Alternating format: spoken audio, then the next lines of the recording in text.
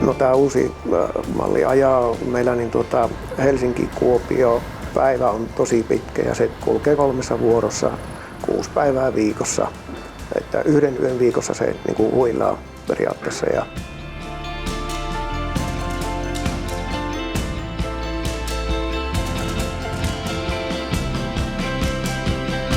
Sitten me olemme keskittyneet pääasiassa elintarviketeollisuuteen.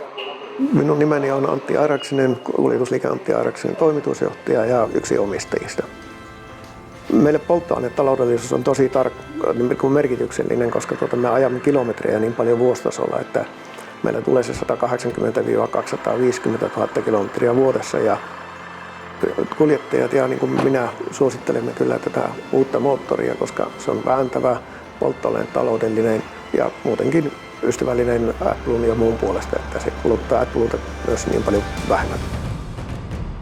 Minä olen Toni Korhonen, eli tällä autolla, missä on tämä järjestelmä, niin olen ajanut nyt sen puoli vuotta ja olen tykännyt tosi paljon tätä ja myös, että tosi hyvä alavääntö ja just se, että ylämäkkiin se jaksaa vaan mennä, se ei hyydy siihen.